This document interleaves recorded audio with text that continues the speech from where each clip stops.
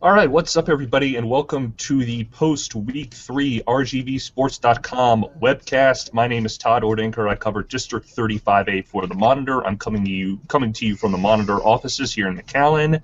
Joining me today is pretty much the whole entire crew. We got from the Valley Morning Star offices in Harlingen, Adam Lawson and Stephen Ryan, and from another location, Dennis Silva, also of The Monitor, and in Brownsville, Mario Aguirre of the Brownsville Herald, who covers District 32-5A.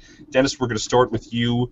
You cover 32-4A. You cover Ed Couch-Elsa. They were the #1 team in the Valley, and they lost last night to Lorette Alexander. All right, so now we are going to have probably a new #1 of the Valley. Ed Couch was the previous #1 since the preseason, and now since they lost, looks like they're going to drop down. So, guys, I'm going to go around and ask, who are you voting #1? And then who do you think is going to be the #1 team? Mario, we'll start with you. Ed Couch-Elsa, I would say, but then PI, I think would probably finish the season #1, just like last year. Okay. They've been a challenge so far through 4 weeks. I don't know when they'll lose, if at all, in district. I think they have a good shot at keeping this up.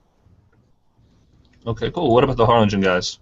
I'm probably going to put South #1 on my poll because I had them #1 last week, but right now they don't look strong. Harlingen looks strong. South, they were missing Jaden Taylor last night, apparently some practice issues. But right now, the quality of opponent they've played hasn't been at an elite level yet, and they haven't really, aside from pace, really dismantled anybody yet. So I'd say South's kind of still untested. So who's going to be #1 at the end? I don't know. I'm going to say South right now. I've had Port Isabel #1 in my rankings every week so far this season, but I feel like we're at a point in the season now where we can really judge teams on what they've done this year based on quality wins or disappointing losses. Preseason, obviously, we're all just kind of guessing. We're all basing off last year, what they got coming back. It's all hype. Now that we're, a third of the way through the season, you got to look at I'm actually going to take PI at the top spot because you look at Sherryland. They got that big win against Alexander on the road, which now looks a lot better. With Ed Couch's loss, Edinburgh North, they haven't given up a touchdown on defense. They're going to go #2. And I'm probably going to drop PI to #3 for this week. They stay ahead of Harlingen South because South had trouble with veterans while PI annihilated them. But at the end of the season, it'll probably be PI because I don't see anyone in their schedule that's really going to knock them off. Okay. Dennis, what about you? Dennis. Looks like some connection issues over there with Dennis Silva. Hope he will join us. Oh, there he goes. Well, this is interesting.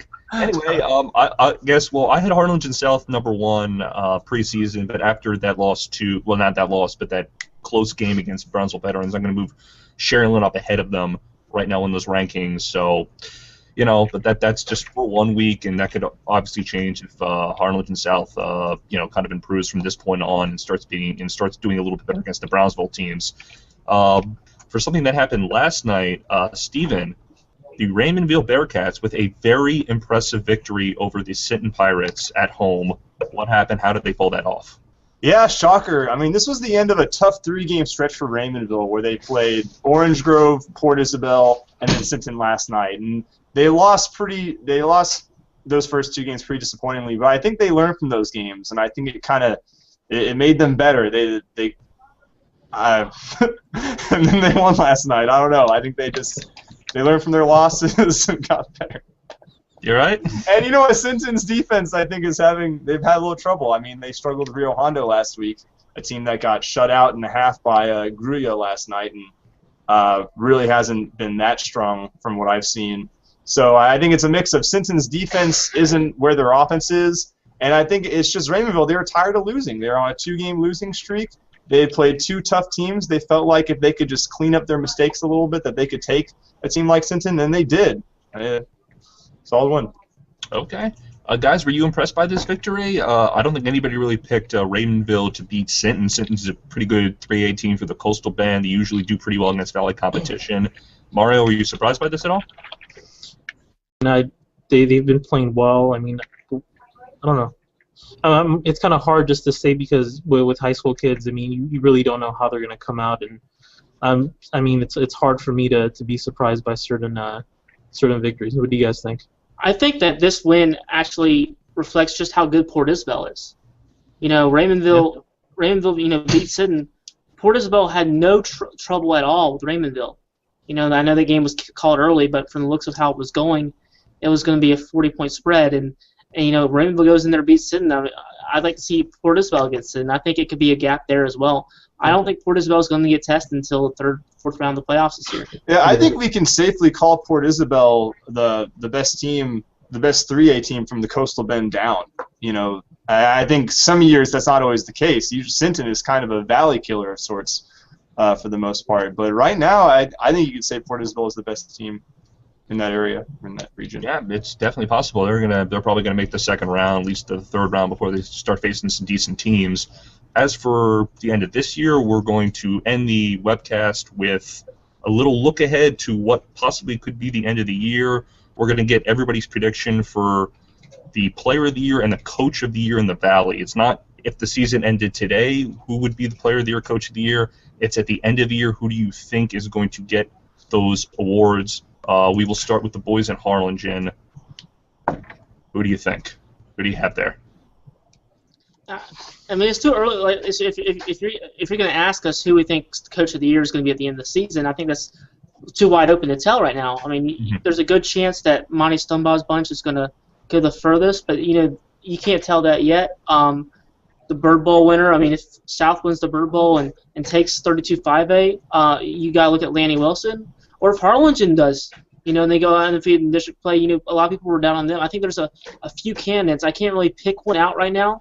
Just because that's what I'm asking you to do, Adam. You're asking me to do it, but I'm not going to do that. I'm going to leave it open because I don't know, and I'm waiting to see. And I don't like being wrong, so I'm not trying to be wrong right now. I don't believe that. He loves being wrong. Player of the year, again, I mean, geez, I just have no idea because I haven't seen your kids play. You know, I haven't seen Sherrilyn play. I haven't seen A Couch play. I'd be lying to I'm just going to say Nick Garcia, Harlingen South. I can see Jack Giat if you go defense. Yeah, if you're going to go defense, Jack Giat. But, I mean, Nick Garcia obviously does a little bit of everything. And what about the kid from Harlingen, the quarterback, Gomez? Garza, nah. What do you think, Adam? He's looked really impressive. Yeah, all right. Mario, what about you? Who do you got right now? I want to give it to Stoneball 2 years in a row, assuming PI does as well as it did last year. Okay. I think if PI wins state, you have to give it to Stoneball, though. Yeah. Oh, yeah. Clearly. What about you, Dennis? As far as coach of the year, I'm going to go with Gruya's Abel Gonzalez III. I think what he's done with that team this year, they were 4-6 they were 3-7 last year. They're 4-0 right now at this point this year, coming off a very impressive win against Rio Hondo. They just completely dismantled that team, a team that we thought probably should have beaten Gruya. But Gruya's just got some fabulous speed and talent, and they can go pretty far in the playoffs. So right now, I would say Gruya's Gonzalez for Coach of the Year, and I'm just going to go with Solis for Player of the Year right now, although that one's a lot more tentative. I think Gruya's going to end up doing some damage before this year's all said and done. Okay, cool. All right, guys, and that'll wrap it up for this week 3 rgvsports.com post-week webcast.